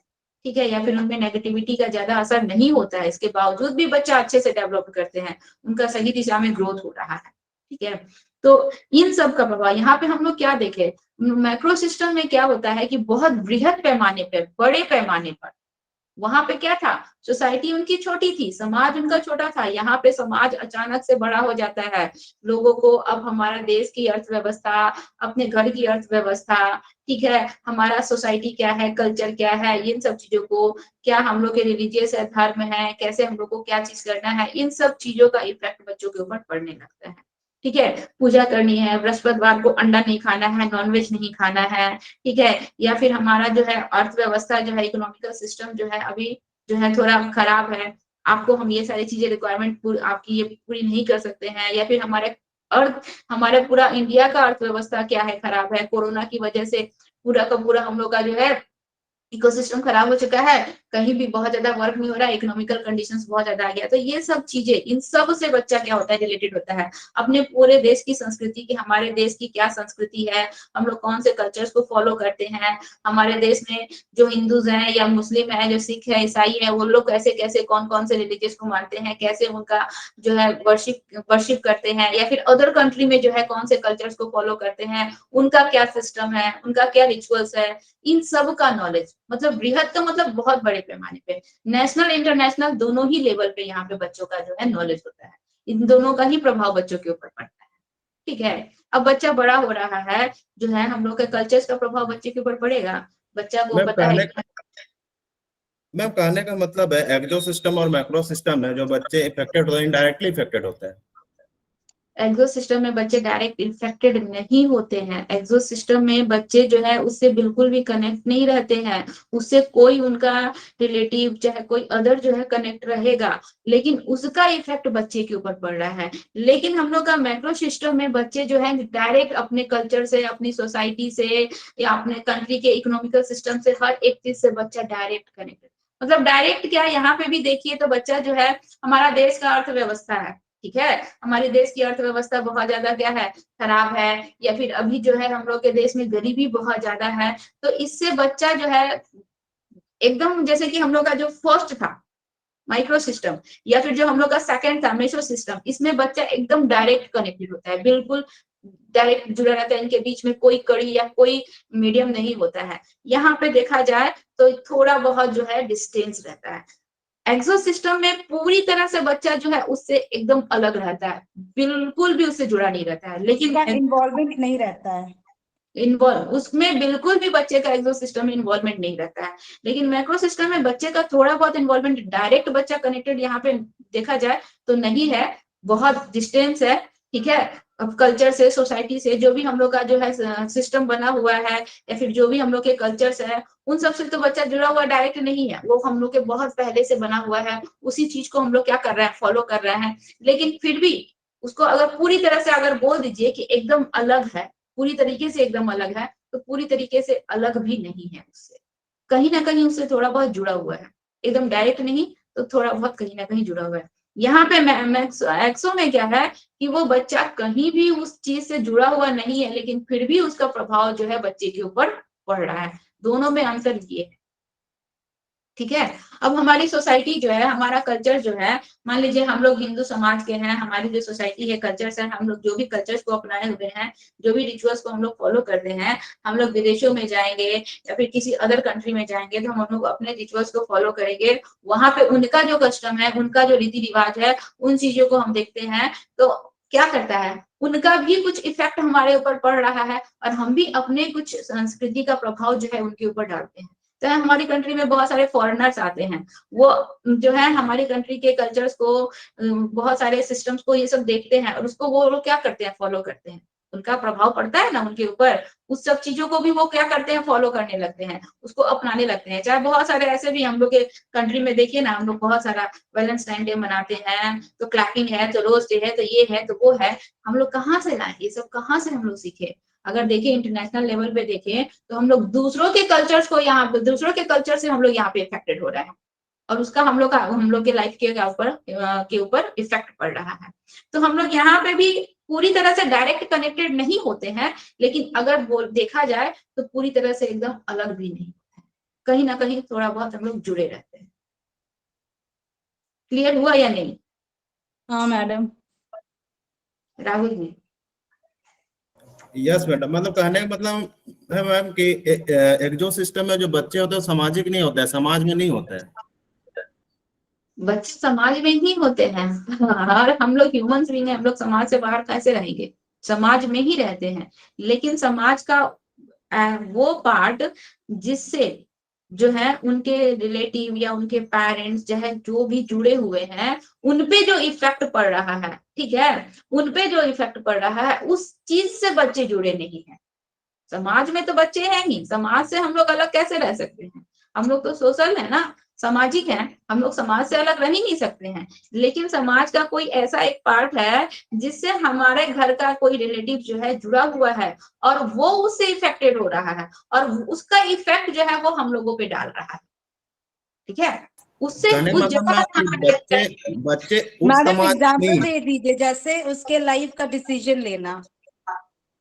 मान लीजिए जैसे कि हम बताएं कि कोई जो है लड़का जो है अडल्ट है, उसकी शादी का उम्र हो गया, ठीक है, उसके पेरेंट्स जो है किसी दूसरे की शादी में गए, वहां पे किसी लड़की को देखे, आपस में पेरेंट्स लोग बात किए और बोले कि ठीक है मेरे बेटे से आपकी बेटी की शादी हो जाएगी, ठीक है। वो वहां पे, बच्चा तो वहां गया नहीं, उस चीज से बच्चा को बिल्कुल भी, बच्चा एकदम अनभिज्ञ है, उसको उसका नॉलेज भी नहीं है, उसका कुछ भी, उसको बच्चे के ऊपर उसका कोई भी इंफॉर्मेशन नहीं है। लेकिन पेरेंट्स वहां पे, वहां से मतलब आए कि मैम कि वो बच्चे दूसरे समाज में इन्वॉल्व नहीं है, मतलब ये नहीं, जगह से, उस चीज से बच्चा इन्वॉल्व नहीं है, लेकिन फिर भी उसका इफेक्ट। अब बच्चा शादी में गया नहीं, लड़का शादी में गया नहीं, लड़की को देखा नहीं, ठीक है, किसी प्रकार का उसका कोई इंटरेक्शन हुआ नहीं, लेकिन पेरेंट्स आके यहाँ पे उसको फोर्स करे कि तुम, हम जुबान देकर आए हैं, तुमको उसी से शादी करना होगा। वहां पे दो पेरेंट्स का आपस में बात हुआ, आपस में उन लोगों का डिस्कस हो गया, दोनों आपस में शादी तय कर लिए। बच्चे को इस चीज का नॉलेज नहीं है, चाहे लड़की को इस चीज का नॉलेज नहीं है, और दोनों के दोनों पेरेंट्स आके उसके ऊपर इफेक्ट डाल रहे हैं कि तुमको शादी करनी है, हम जुबान देकर आए हैं। तो यहाँ पे तो बच्चा डायरेक्ट वहां से इन्वॉल्व नहीं ना था, जुड़ा हुआ नहीं ना था, लेकिन फिर भी उसका इफेक्ट बच्चे के ऊपर पड़ रहा है ना, ठीक है। जैसे कि एक रियल स्टोरी बताते हैं, हमारे पापा के फ्रेंड जो थे, उनके बड़े बेटी की शादी थी, ठीक है, बड़े बेटी की शादी थी, शादी वादी फिक्स हो गया था, बारात निकल गया था, बारात चला गया था लड़की के घर। लेकिन वहां पे बारात जब चला गया, स्वागत वागत हो गया, इसके बाद लड़का जो है एग्जैक्ट टाइम पे क्या बोलता है कि हम इस लड़की से शादी नहीं करेंगे, ठीक है, हम इस लड़की से शादी नहीं करेंगे, हम किसी अदर से शादी करना चाहते हैं। तो वहां पे वो लड़का उससे जुड़ा हुआ था, शादी उसकी फिक्स हुई, हर चीज उसका, उसके नाम पर हुआ, हर चीज सारा अरेंजमेंट उसके उसके अनुसार हुआ, ठीक है। लेकिन वहां पे वो एग्जैक्ट टाइम पे मना कर दिया कि हम शादी नहीं करेंगे, हम किसी दूसरे से शादी करना चाहते हैं, हम इस लड़की से शादी नहीं करेंगे। उसका जो छोटा भाई था वो तो उसमें बिल्कुल भी इन्वॉल्व नहीं था, वो तो उसमें बिल्कुल भी कनेक्टेड नहीं था, लेकिन वहां पे पेरेंट्स ने उसको कहा कि तुमको इस लड़की से शादी करना होगा, तो वो इफेक्टेड हुआ। इफेक्टेड हुआ, वहां पे उस पे इफेक्ट पड़ा। अब वो वहां पे बड़ा भाई मना कर दिया और छोटे भाई से, या फिर लड़की पे भी इफेक्ट पड़ा। लड़की की मेंटलिटी तो कुछ और थी, वो तो सोच रही थी कि मेरी शादी किसी और से होने वाली है, लेकिन यहाँ पे शादी हो रहा है किससे? छोटे वाले भाई से। चाहे छोटा वाला भाई तो कुछ और सोच के आया था, उसके दिमाग में तो ऐसा नहीं था कि वो शादी करने जा रहा है, चाहे कुछ करने जा रहा है। तो यहाँ पे वो पर्सन जो है वहां पे बिल्कुल बिल्कुल भी उसका इन्वॉल्वमेंट नहीं था, ठीक है, उसको थोड़ा भी उस चीज का नॉलेज नहीं था। लेकिन वहां पे जाके वो क्या है, उस उन पेरेंट्स का या फिर बड़े भाई का जो इफेक्ट था, बड़े भाई का जो डिसीजन था, उसका इफेक्ट किस पे पड़ा? वो चीज जो है बड़े भाई के डिसीजन की वजह से उसके ऊपर क्या हुआ? इफेक्ट पड़ा, ठीक है, जो कि उसमें उसका थोड़ा भी इन्वॉल्वमेंट नहीं था, उसमें उसका थोड़ा भी किसी प्रकार का कोई उसको नॉलेज भी नहीं था। तो यहाँ पे क्या है कि वो उस चीज से पूरी तरह से अनभिज्ञ है, उसको उस चीज का नॉलेज नहीं है, वो उस प्लेस पे गया नहीं, उसको उसके बारे में कोई नॉलेज नहीं है, लेकिन फिर भी उसका प्रभाव जो है उसके ऊपर पड़ रहा है। मैडम इसमें तो लड़का खुश नहीं रहेगा, इसमें तो उदासी रहेगा। हाँ, तो इफेक्ट क्या पड़ रहा है? नेगेटिव इफेक्ट, नेगेटिव इफेक्ट पड़ रहा है। तो ये वाला तो जितना भी एग्जाम्पल इसमें देंगे तो नेगेटिव में ही जाएगा ना। हाँ, ये एग्जाम्पल तो हम क्या बोले कि दोनों ही इफेक्ट बच्चों के ऊपर पड़ता है, पॉजिटिव में भी पड़ता है, नेगेटिव में भी पड़ता है। अब हम आपको बार बार नेगेटिव वाला ही एग्जाम्पल्स दे रहे हैं। अब हम हमारे दिमाग में अचानक से ये वाला आ गया घटना, तो हम आपको एग्जाम्पल्स में बता तो ये तो पूरा मतलब कि बच्चे इसमें तो नेगेटिव वे में ये ही तो लगता जाएंगे। है मैंने कि बहुत नेगेटिव था मैम, बट जिस जो लड़का का नेगेटिव शामिल इम्पैक्ट था ही उसने पड़ेगा वो बच्चे पे। हाँ, नेगेटिव इम्पैक्ट ही पड़ेगा बच्चे पे, ठीक है, क्योंकि बच्चा तो, लड़के के माइंड में तो ये था नहीं ना कि हमको शादी करना है, चाहे इस लड़की से मेरी शादी होगी। वो तो माइंड में कुछ और लेके गया था, चाहे उसमें उसका थोड़ा भी इन्वॉल्वमेंट नहीं था। लेकिन दूसरा के काम के कारण उसके ऊपर क्या हुआ? इफेक्ट पड़ा, नेगेटिव वे में जाएगा। समय के अनुसार धीरे धीरे धीरे धीरे लड़के लड़की एक दूसरे को एक्सेप्ट करेंगे, तब वो पॉजिटिव वे में आगे की तरफ मूव करेगा, ठीक है। समझ में आया आप लोगों को? Yes ma'am. और घटना मंडल और घटक मंडल में कोई कंफ्यूजन ही ना है। इसमें क्या होता है, हम लोग का हिस्टोरिकल चेंज होता है, ठीक है, बदलाव होता है। जो बदलाव हमारे आगे आने वाले फ्यूचर में या फिर हमारी पूरी की पूरी सोसाइटी में उसका जो इफेक्ट पड़े, वो हम लोग का घटना मंडल या घटक मंडल कहलाता है, ठीक है। क्लियर हुआ? Yes ma'am.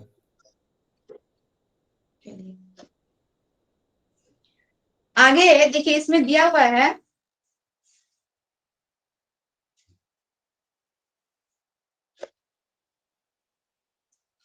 कि हम लोग ब्रॉनफ्रेंड ब्रेनर के ये थ्योरी पढ़े, उन्होंने 5 लेवल दिए हुए हैं बच्चों का जो इन्वायरमेंट के साथ बच्चे का जो इंटरेक्शंस होता है, कैसे उनका जो है सोशल इकोनॉमिकल डेवलपमेंट हो रहा है बच्चों का, ये सारे थ्योरी उन्होंने दिए हैं।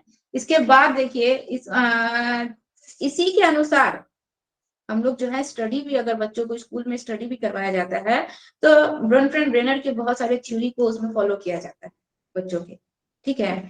पीटीएम वीटीएम जो होता है वो इन्हीं के थ्योरी के आधार पर पीटीएम का सिस्टम बना कि बच्चे और पेरेंट्स और टीचर्स का आपस में कैसे इंटरेक्शन हो, उनके बेसिस में कैसे नॉलेज मिले। तो इसके बाद देखिए क्या बोल रहा है कि यहाँ पे सबके बारे में इंफॉर्मेशन यहाँ पे कलेक्ट हो जाता है। इसके बाद जो ब्रॉनफ्रेंड ब्रेनर जो है ना, जो उन्होंने जो ये थ्योरी दी है, उनकी थ्योरी की आलोचना भी बहुत जगह की गई। बहुत से लोगों ने इनकी थ्योरी की आलोचना की गई। इन्होंने जो ये जो हम लोग का इकोलॉजिकल सिस्टम की जो थ्योरी दी है, जिससे बच्चों का सोसाइटी में कैसे डेवलप्ड हो रहा है, या सोसाइटी वाले कैसे उससे इंटरेक्ट हो रहे हैं, या कैसे उनकी हेल्प कर रहे हैं, ये जो उन्होंने थ्योरी दी है, बहुत से मनोवैज्ञानिकों ने इनकी आलोचना की है, इनको क्रिटिसाइज किया है। कैसे क्रिटिसाइज किया है? देखिए, इनको क्रिटिसाइज इसलिए किया गया है, पहला तो इनको इनका जो आलोचना की गई है वो इस बात से लेकर की गई है कि इन्होंने जो है ना एरिक इरिक्सन्स और हम लोग के प्याजे जी की तरह बच्चों के लाइफ को जो है स्टेजेस में बांट के नहीं बताया।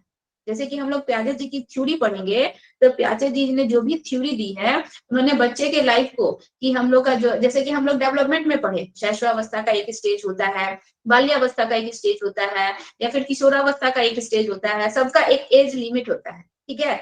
उस तरीके से ब्रॉनफ्रेंड ब्रेनर ने स्टेज नहीं बताया है, बिना स्टेज बताए।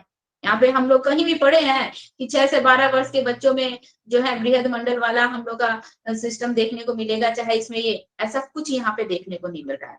तो इसकी वजह से, क्योंकि इन्होंने बच्चों के लाइफ को स्टेजेस में डिवाइड करके इस थ्योरी को नहीं दिया है, इसकी वजह से इनकी आलोचना की गई है, ब्रॉनफ्रेंड ब्रेनर जी की। एक इस बात पे इनकी आलोचना की गई है। और दूसरा जो है इनकी आलोचना की गई है कि इन्होंने जो है ना केवल सोशल, ठीक है, सोशल एस्पेक्ट्स को ही ज्यादा इंपॉर्टेंस दिया है, ज्यादा महत्व दिया है, सामाजिक संदर्भ को ही ज्यादा इंपॉर्टेंस दिया है। इन्होंने यहाँ पे बायोलॉजिकल जो एस्पेक्ट्स हैं या फिर हम लोग के कॉग्निशंस जो है, संज्ञान जो है, समझ जो है, इसके विषय में कोई डिस्कस नहीं किया है, कोई चर्चा नहीं की है, जिसकी वजह से इनकी आलोचना की गई है। ठीक है, पहला क्या है, किसकी वजह से इनकी आलोचना की गई है कि इन्होंने रिक इरिक्सन और प्याजे जी की तरह बच्चों के लाइफ को जो है स्टेजेस में डिवाइड करके जो है ये थ्योरी नहीं बनाई है, इस वजह से इनकी आलोचना की गई। और दूसरा जो इनकी आलोचना की गई कि इन्होंने बायोलॉजिकल थ्योरी और जो है हम लोग का कॉग्निशंस थ्योरी, इन दोनों को कोई इंपॉर्टेंस नहीं दिया है, केवल इन्होंने सोशल थ्योरी को ही यहाँ पे हम लोग के सामाजिक संदर्भ को ही बहुत ज्यादा महत्व माना है। समाज में ही बच्चों का डेवलपमेंट हो रहा है, सोसाइटी कैसे इफेक्ट कर रही है, सोसाइटी को बच्चा कैसे इफेक्ट कर रहा है, ठीक है, डायरेक्टली इनडायरेक्टली, इसी को इन्होंने ज्यादा इंपॉर्टेंस दिया है। इन्होंने संज्ञानात्मक सिद्धांत को या फिर जैविक सिद्धांत यानी कि हम लोग का जो बायोलॉजिकल थ्योरी होता है उसको यहाँ पे ज्यादा इंपॉर्टेंट, ज्यादा क्या उन्होंने इसकी यहाँ पे चर्चा ही नहीं की। ठीक है, तो इनकी आलोचना किस किस बातों पे की गई है ये आप लोग को याद रहेगा ना? दो ही टॉपिक्स हैं, बहुत ज्यादा। चलिए, इसके बावजूद भी इन दो चीजों पर इनकी आलोचना की गई है, इसके बावजूद भी ब्रॉनफ्रेंड ब्रेनर के जो ये थ्योरी है इसका शैक्षिक जो है आशय जो है, यानी कि हम लोग इसको अगर बोले हैं तो इसका एजुकेशनल इम्प्लीकेशन जो है बच्चों के ऊपर इसका बहुत ज्यादा इफेक्ट पड़ता है। इसी थ्योरी के अनुसार बच्चों को एजुकेशन में भी बहुत ज्यादा हेल्प मिलता है। ठीक है, कैसे? जैसे कि देखिए ब्रॉनफ्रेंड ब्रेनर ने यहाँ पे बताया है कि जो हम लोग के स्टूडेंट्स होते हैं और जो टीचर्स होते हैं, इन दोनों के बीच में जब इंटरेक्शंस होता है, आपस में जब अंतःक्रिया जब दोनों आपस में करते हैं, तो टीचर्स जो है बच्चों के बहुत सारे कैरेक्टर्स को या फिर उनका कैसा बिहेवियर है या फिर उनका कैसा माइंडसेट है या फिर बच्चे की क्या कैपेसिटी है, इन सब चीजों को जानते हैं। ठीक है, इन सब चीजों को जो है टीचर जो है समझते हैं और वो क्या करते हैं, इसको किसके थ्रू जोड़कर, उनके पेरेंट्स के थ्रू, उनके बड़े भाई बहन हो गए, उनके फ्रेंड सर्कल हो गए, उनके आस पड़ोस हो गए, इन सब के थ्रू उनको क्या करते हैं, कनेक्ट करके बच्चों के डेवलपमेंट को आगे बढ़ाने की कोशिश करते हैं। जैसे कि मान लीजिए बच्चे का जो है माइंड, बच्चा बहुत ब्रिलियंट है या फिर बच्चा किसी फील्ड में बहुत अच्छा कर सकता है, तो पेरेंट्स से इंटरेक्ट होके बच्चे की इस क्वालिटी को बताया गया, बच्चे को आगे डेवलप करने के लिए उसको पुश किया गया, तो ये सब चीजों के माध्यम से जो बच्चों का डेवलपमेंट हो रहा है। तो इनके थ्योरी के थ्रू ही इन्होंने ही क्या बताया, इन्होंने ही बताया ना, माइक्रो सिस्टम में हम लोग क्या देखे कि बच्चा जो है पेरेंट्स से डायरेक्ट कनेक्टेड होता है या फिर टीचर से डायरेक्ट कनेक्टेड होता है, अपने सारी चीजों को वो शेयर करता है। या फिर हम लोग जो है यहाँ पे इसमें सेकंड जो हम लोग का जो था थ्योरी, उसमें हम लोगों ने देखा कि जो इन दोनों के बीच में जो मीडियम होता है, उस मीडियम के थ्रू भी बच्चों का जो इंफॉर्मेशन जाता है उससे भी बच्चों का क्या हो रहा है, डेवलपमेंट हो रहा है, उनका विकास किया जा रहा है। तो यहाँ पे भी बच्चों का पहले तो बच्चा जो है डायरेक्ट कनेक्टेड हुआ टीचर से, अपने सारे चीजों को बताया, चाहे टीचर जो है बच्चे को जाना समझा कि उसमें क्या कैपेसिटी है, उसमें क्या मतलब क्वालिटी है या फिर उसमें क्या डिसक्वालिटी है, इन सब चीजों को जाना, पेरेंट्स से इंटरेक्ट हुआ, पेरेंट्स को उसके बारे में बताया, फिर उसको जो है सही डायरेक्शन देके उसको डेवलप करने की कोशिश की गई। तो ये जो है इसके आधार पर, ब्रॉनफ्रेंड ब्रेनर के इस सिद्धांत के आधार पर जो है, इसी थ्योरी के आधार पर बच्चों का डेवलपमेंट किया जाता है। ठीक है,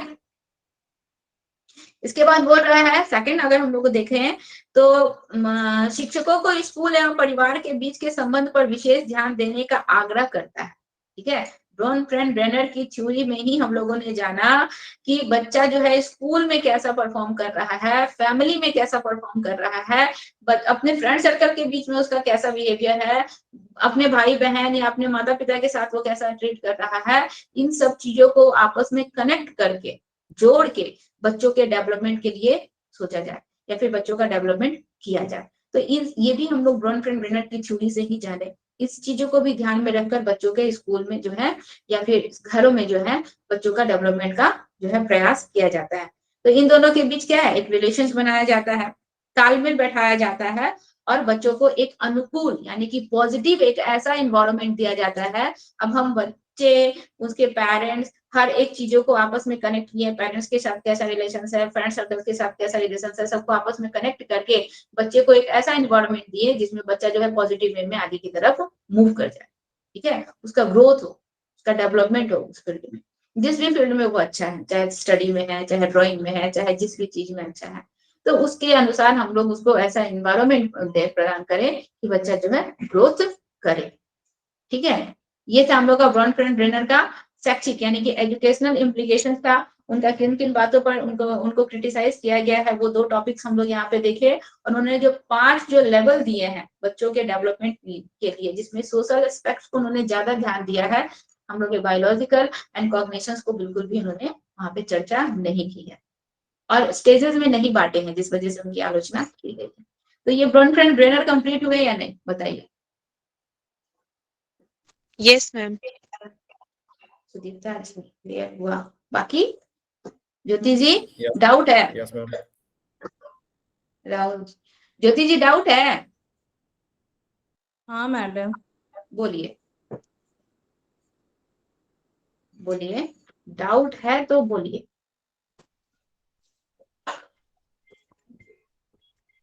Educational implications of Bronfenbrenner friends.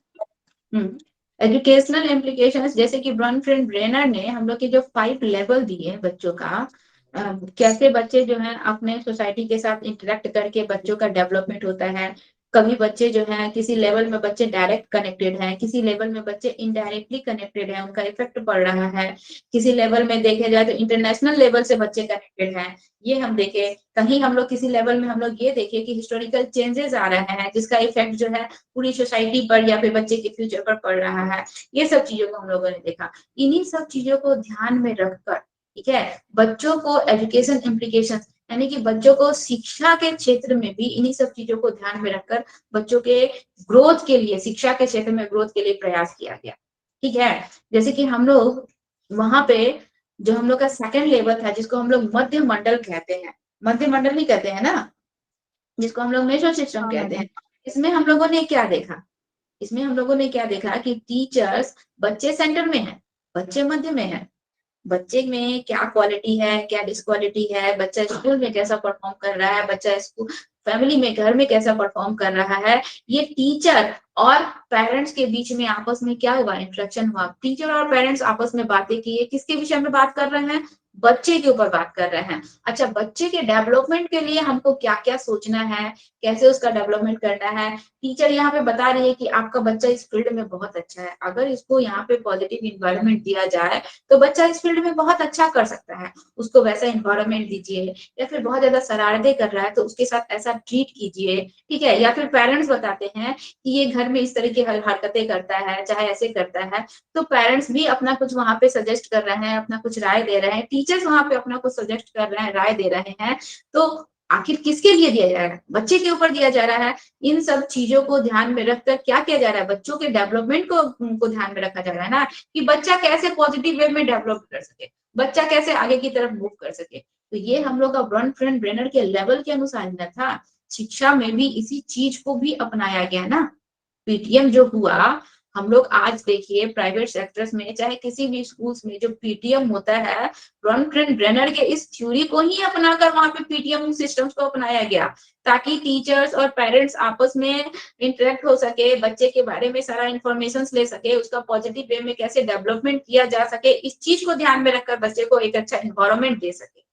तो ये तो शिक्षा के क्षेत्र में अगर हम लोग देखें, एजुकेशनल इम्प्लीकेशंस में अगर देखें, तो ये ब्रॉनफ्रेंड ब्रेनर की थ्योरी को अपनाया गया। हम लोग क्या देखे कि उनकी बहुत ज्यादा आलोचना की गई, बहुत 2-3 टॉपिक्स पे उनकी आलोचना की गई, और आलोचना करने के बावजूद भी शैक्षिक स्तर पर अगर देखा जाए, शिक्षा के क्षेत्र में अगर देखा जाए, तो इनकी थ्योरी को अपनाया गया और इनकी थ्योरी को अपनाकर बच्चों का डेवलपमेंट किया गया।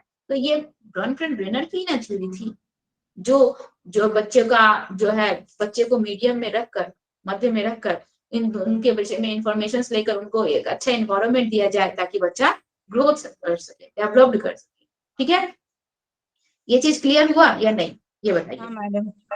इसके बाद यहाँ पे हम लोग एक और देखे कि यहाँ पे जो हम लोग का बच्चे जब डायरेक्ट हम लोग जो मैक्रो सिस्टम देखे, वहां पे जो बच्चे पेरेंट्स से, अपने भाई बहन से, आस पड़ोस से, सबसे जो डायरेक्ट कनेक्टेड है, एकदम जुड़े हुए, ठीक है, डायरेक्टली एकदम बच्चे जो कनेक्टेड हैं, तो यहाँ पे बच्चे जो हैं उन सब से बहुत कुछ क्या करते हैं, ऑब्जर्व करते हैं, सीखते हैं। हम लोग क्या देखे थे डेवलपमेंट में कि बच्चों में ऑब्जर्वेशन की कैपेसिटी जो है फर्स्ट लेवल में बहुत ज्यादा होती है। आप जैसा करेंगे, जो बोलेंगे, जैसा करेंगे, बच्चा वैसा ऑब्जर्व करते हैं।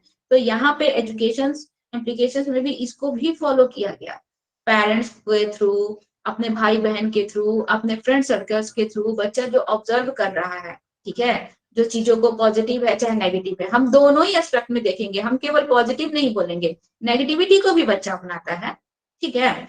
तो वहां पे पेरेंट्स और टीचर्स को ध्यान में रखना है कि हमको उसको कैसे नेगेटिविटी से दूर करना है। तो वहां पे क्या है, माता पिता, भाई बहन है, पास पड़ोस है, संगी साथी है, चाहे हम लोग का कल्चर है, चाहे हम लोग का जो संचार यानी कि कम्युनिकेशन, यहाँ पे हम लोग का मीडिया भी हम लोग को इनडायरेक्टली बहुत ज्यादा इफेक्ट करता है। मीडिया के थ्रू हम लोग को बहुत सारा इन्फॉर्मेशन मिलता है ना, मीडिया के थ्रू हम लोग को बहुत ज्यादा इन्फॉर्मेशन मिलता है, तो उससे भी बच्चों को क्या होता है, बच्चे उसको ऑब्जर्व कर रहे हैं, बच्चे उसको नोटिस कर रहे हैं, बच्चे उस चीज को क्या कर रहे हैं, अपने कैरेक्टर में उसको शामिल कर रहे हैं। तो इन सब का जो है प्रभाव बच्चे के ऊपर पड़ता है। एजुकेशन में इसको भी क्या किया गया है, शामिल किया गया है। इसीलिए देखिएगा अभी जो है अगर बच्चे का स्कूल में एडमिशन करवाया जाता है तो बच्चे के इंटरव्यू के साथ साथ पेरेंट्स का भी इंटरव्यू लिया जाता है। आप नोटिस किए हैं, पेरेंट्स का पहले इंटरव्यू लिया जाता था। हम लोग जब स्कूल में पढ़े तो हमारे पेरेंट्स का कभी इंटरव्यू लिया गया, कभी नहीं लिया गया, ठीक है। लेकिन आज जो है पेरेंट्स का इंटरव्यू लिया जाता है। क्यों पेरेंट्स का इंटरव्यू लिया जाता है? इसलिए पेरेंट्स का इंटरव्यू लिया जाता है कि अगर पेरेंट्स जो है एजुकेटेड है, पढ़े लिखे हैं, तो बच्चा जो है डायरेक्ट उनसे कनेक्टेड है, डायरेक्ट उनसे जुड़ा हुआ है, बच्चा उनसे बहुत कुछ ऑब्जर्व करेगा, बच्चा उनसे बहुत कुछ सीखेगा, उनके फैमिली का एनवायरनमेंट कैसा है, उन चीजों से वो बहुत कुछ सीखेगा। तो इसके लिए वो पेरेंट्स का इंटरव्यू लेते हैं। ये भी तो हम लोग का उन्हीं के थ्योरी के भी अपना कर ना शिक्षा में शिक्षा के स्तर पर इसको इस चीज को शामिल किया गया कि अगर हमारे पेरेंट्स जो है एजुकेटेड है या फिर उनके फैमिली का एनवायरनमेंट सही है तो बच्चा जो है पॉजिटिव वे में क्या करेगा, ग्रोथ करेगा। और अगर पेरेंट्स एजुकेटेड नहीं है या फिर वहाँ का एनवायरनमेंट सही नहीं है, यहाँ पे बहुत ज्यादा झगड़ा होता है, पेरेंट्स आपस में लड़ते हैं, झगड़ते हैं, तो इसका इफेक्ट क्या होगा, बच्चे के ऊपर नेगेटिव इसका इफेक्ट पड़ेगा। तो ये सब चीजों को एजुकेशन में अपनाया गया, ब्रॉनफ्रेंड ब्रेनर की थ्योरी को ही क्या गया एजुकेशन में अपनाकर बच्चों के डेवलपमेंट के विषय में सोचा गया। नहीं क्लियर हुआ? हाँ मैडम। आपके आवाज से तो लग रहा है कि नहीं हुआ। ज्योति जी नहीं हुआ क्लियर? देखिए नहीं हुआ क्लियर तो हम आपको फिर बता रहे हैं। चलिए कुछ दूसरा एग्जांपल देख रहे हैं।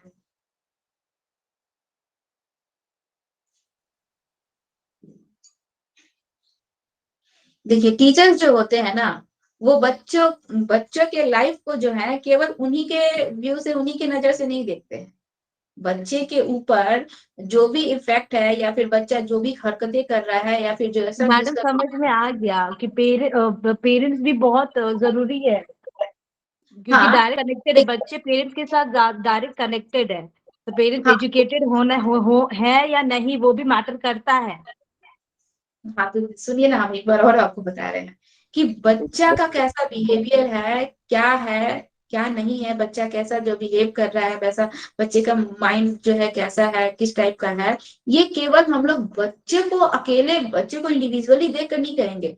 बच्चा जो है अकेले बच्चे की क्या क्या माइंड सेट है, उसका कैसा बिहेवियर है, क्या है, ये किससे कनेक्टेड है। बच्चा अगर देखिए तो बच्चा माता पिता, घर का इन्वायरमेंट, ठीक है, उसके आस पड़ोस के संगी साथी जो है या फिर उसके भाई बहन जो है, इन सब से तो बच्चा जुड़ा हुआ है, इन सब से तो बच्चा कुछ ना कुछ ऑब्जर्व कर रहा है। तो इन सब का कुछ ना कुछ जो है ऑब्जर्वेशन जो है वो बच्चे के अंदर आ रहा है ना, इन सबसे ना बच्चों का माइंड जो है डेवलप कर रहा है, या बच्चे का जो भी बिहेवियर है, जो कुछ भी है, इन सबसे इफेक्टेड होके ही बच्चे में वो चीज आया है।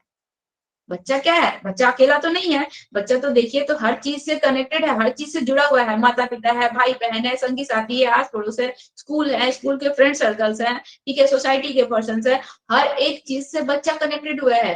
चाहे वो अपना कल्चर्स हो गया, चाहे हम लोग का जो मीडिया हो गया, हर एक चीज से बच्चा कनेक्टेड है, हर एक का इफेक्ट बच्चे के ऊपर पड़ रहा है।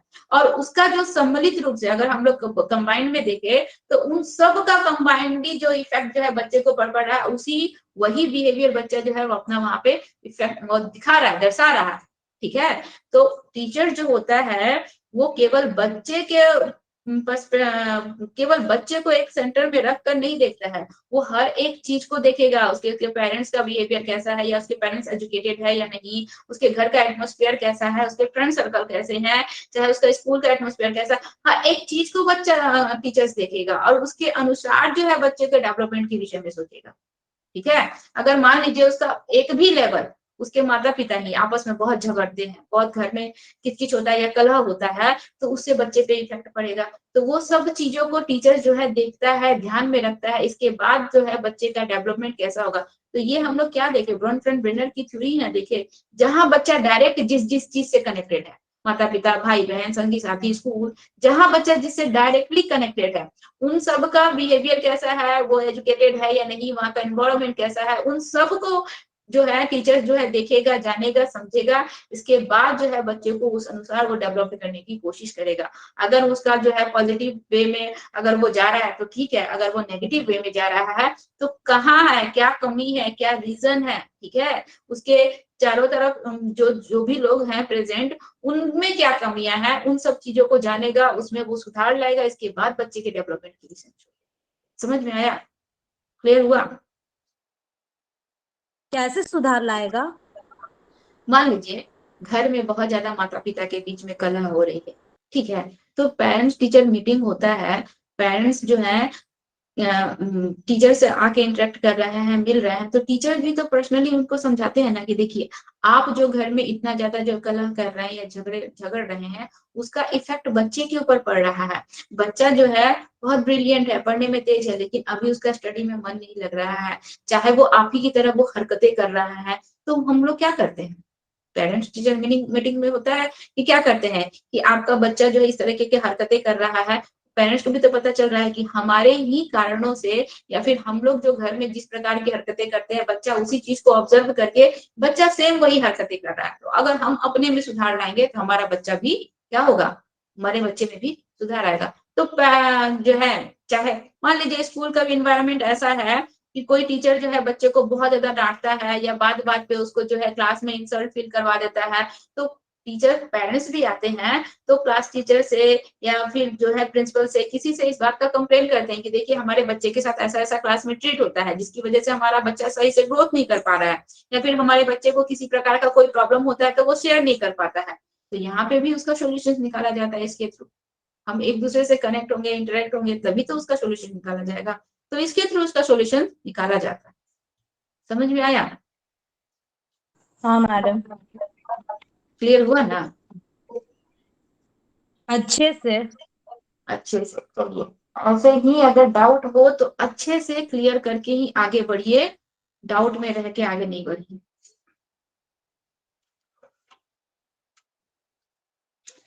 तो ये थे हम लोग के ब्रॉनफ्रेंड-ब्रेनर जी, कंप्लीट हो गए। अब है हम लोग का इरिक इरिक्शंस। अब टाइम नहीं है, 10 मिनट का ही समय है। इरिक इरिक्शन जी आज नहीं हो पाएंगे। ब्रॉनफ्रेंड-ब्रेनर जी, हम थोड़ा बहुत इनके बारे में बता रहे हैं, देख रहे हैं, देखिएगा आप लोग, सुनिए। ब्रॉनफ्रेंड-ब्रेनर जी ने बच्चों के लाइफ को जो है हम लोगों ने देखा कि 5 लेवल में डिवाइड करके उन्होंने बताया, और इन्होंने सोशल एस्पेक्ट को ज्यादा वैल्यू दिया, बायोलॉजिकल एंड कॉग्निशंस को नहीं। ठीक है, इरिक इरिक्शन जी ने यहाँ पे बच्चे के पूरे जीवन काल को, यहाँ तक कि बच्चा जन्म लिया, जन्म लेने के बाद से मृत्यु तक, बुढ़ा हो गया, मृत्यु तक के पूरे जीवन काल को इन्होंने 8 भागों में बांटा है। कितने भागों में? 8 भागों में। ठीक है, इरिक इरिक्सन जी की थ्योरी जो है उसको हम लोग साइको सोशल डेवलपमेंट कहते हैं, यानी कि मनोसामाजिक, मन और समाज, इन दोनों को कनेक्ट करके इन्होंने जो थ्योरी बनाई है, इसको हम लोग साइको सोशल थ्योरी के नाम से जानेंगे, मनोसामाजिक सिद्धांत।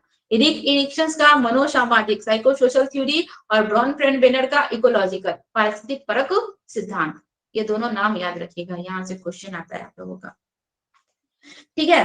तो इरिक एरिक्सन जी ने कौन सा दिया है, मनोसामाजिक दिया है, यानी कि मन और समाज के, वहां पे हम लोग क्या देखे थे, ब्रॉनफ्रेंड बैनर्जी किससे किससे कनेक्ट किए हुए थे, पारिस्थितिक परक, यानी कि हम लोग का जो सोसाइटी है, समाज है, समाज के साथ बच्चे से कनेक्ट किए हुए थे। ठीक है। और यहाँ पे मन, मन यानी कि हम लोग का इनडायरेक्टली देखा जाए तो इमोशंस ही हुआ। तो यहाँ पे मन का समाज के साथ कनेक्शंस यहाँ पे करके जो है इरिक एरिक्सन जी ने बच्चों के पूरे जीवन काल को 8 भागों में बांटकर, ठीक है, उनके लाइफ में क्या क्या होता है, यहाँ पे इरिक एरिक्सन जी ने एक चीज यहाँ पे क्या किया है कि उनके जो लाइफ जो है उसको जो 8 लेवल में उन्होंने डिवाइड किया है, हर एक लेवल को स्टेज के अनुसार उन्होंने किया है, स्टेज में बांट दिया है। ठीक है, कि ये इतने से इतने एज में आएगा। जैसे कि हम लोग जो है डेवलपमेंट में पढ़े थे कि हम लोग का शैशवावस्था हो गया, बाल्यावस्था हो गया, किशोरावस्था हो गया, इस तरह से जो डिवाइड किया गया था, इरिक एरिक्सन जी ने जो 8 लेवल जो दिया है उसमें हर एक लेवल में एज डिवाइड कर दिया है कि इस एज से इस एज तक बच्चों में ये डेवलपमेंट होता है, या ये बच्चों में क्राइसिस आता है, बच्चे इसका अगर अच्छे से निपटारा कर ले तो बच्चे कैसे ग्रोथ करते हैं, ये उन्होंने 8 भागों में पूरे के पूरे जीवन काल को उन्होंने, हम लोग को इम्पोर्टेंट कहाँ है, वयस्कावस्था तक ही, एडोलेसेंस के बाद हम लोग का जो आता है ये वाला स्टेज, क्या होते हैं हम लोग कहते हैं, कौन कौन सा स्टेज, बच्चों की इमोशनल डेवलपमेंट को 8 भागों में डिवाइड किया गया है। हाँ, लेकिन हम लोग का यहाँ पे पूरे जीवन काल को उन्होंने डिवाइड किया है, यानी कि बच्चा जन्म लिया और बुढ़ा हुआ मरते तक का इन्होंने 8 भागों में डिवाइड कर दिया है। ठीक है, लेकिन हम लोग का इम्पोर्टेंट कहाँ तक है, हम लोग का यहाँ पे है, हम लोग यहाँ पे उनका प्राइमरी लेवल देखेंगे, इन्फेंसी स्टेज देखेंगे, हम लोग उनका प्री चाइल्डहुड देखेंगे, हम लोग उनका पोस्ट चाइल्डहुड देखेंगे, हम लोग एडोलेसेंस देखेंगे, इसके बाद हम लोग उनका यहाँ पे ये इसके बाद वाला भी एक स्टेज देखेंगे, उसके बाद वाला भी स्टेज इसमें है, लेकिन वो ज्यादा इंपॉर्टेंट नहीं है, ज्यादा इंपॉर्टेंट हम लोग का एडोलेसेंस और उसके बाद वाले स्टेज तक ही है। ठीक है, लेकिन उन्होंने पूरे जीवन काल को, मतलब बच्चा जन्म लिया, जन्म लेने के बाद से वो बाल्यावस्था में गया, वयस्कावस्था में गया, इसके बाद किशोरावस्था में गया, वयस्कावस्था में गया, युवावस्था, बुढ़ा हो गया, ठीक है, मरने का स्टेज आ गया, वहां तक पूरा उन्होंने इरिक एरिक्सन जी ने 8 लेवल में डिवाइड करके इनका थ्योरी बनाया है। और बहुत ही अच्छे से इन्होंने ये थ्योरी बनाया। आप लोग बीएड में पढ़े होंगे, पढ़े हैं बीएड में इरिक एरिक्सन की थ्योरी? यस मैम, इसी बार पढ़े हैं कुछ दिन पहले। कुछ दिन पहले पढ़ी है, याद है? उतने अच्छे से याद नहीं है मैम, पर पता है कि 8 स्टेज होता है, सब में कुछ ना कुछ स्ट्रेंथ होता है।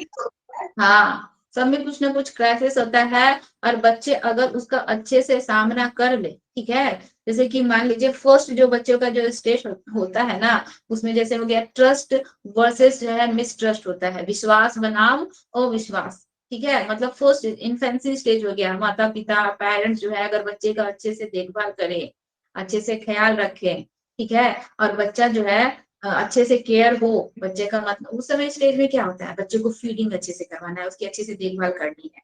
ठीक है, तो अगर उस समय बच्चे का अच्छे से केयर हुआ, उसकी माँ जो है उसका अच्छे से ध्यान रखी, उसको अच्छे से फीड करवाई, तो बच्चे में जो है उस संकट का जब बच्चा सक्सेसफुली सामना कर लेता है, उस क्राइसिस का जब बच्चा सक्सेसफुली सामना कर लेता है, तो बच्चे में एक तरह का जो है ना होप आता है, आशा, आशा की भावना आती है। ये चीज हम आप लोग को कल और अच्छे से बताएंगे, ये 2 और 3 मिनट में बिल्कुल नहीं हो पाएगा। इरिक एरिक्सन की थ्योरी हम सोचे थे कि आज इरिक एरिक्सन की थ्योरी भी कंप्लीट कर दें, लेकिन कोई बात नहीं, कल सैटरडे है, कल हम लोग का ये कंप्लीट हो जाएगा, मंडे से हम ये टॉपिक पढ़ेंगे।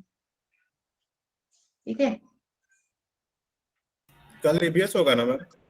नहीं कल ईवीएस नहीं करेंगे, ईवीएस हम लोग बहुत कर दिए, एक बुक खत्म कर दिए, कल ईवीएस भी नहीं, इस वीक में भी ईवीएस नहीं होगा और नेक्स्ट वीक में भी ईवीएस नहीं होगा, उसके बाद ईवीएस होगा। ठीक है, ओके मैम।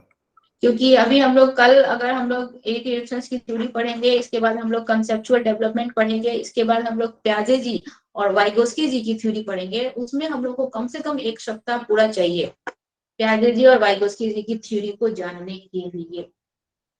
उसमें पूरा 1 सप्ताह, हो सकता है उससे ज्यादा भी लग जाए। मैडम थ्योरी आता है? ऑफकोर्स प्याजे जी का भी तो थ्योरी आता है। कैसे आता है, क्या आता है, उसका भी हम आपको आइडिया देंगे कि कैसा क्वेश्चन आता है। आप कभी आज तक क्वेश्चन देखी नहीं है ना, किस टाइप का क्वेश्चन आता है। नहीं, नो मैडम। हाँ, बस 2 सप्ताह, ये सप्ताह तो बीत ही गया, नेक्स्ट वीक इंतजार कीजिए, इसके नेक्स्ट वीक हम आप लोग का टेस्ट लेंगे। केवल हम प्याजे जी और वाइगोस्की जी का थ्योरी क्लियर कर दे, इसके बाद हम आप लोग का टेस्ट लेंगे। Okay ma'am. ठीक है, चलिए फिर क्लास ओवर करते हैं। थैंक यू जी ma'am. Ma'am. Thank you madam.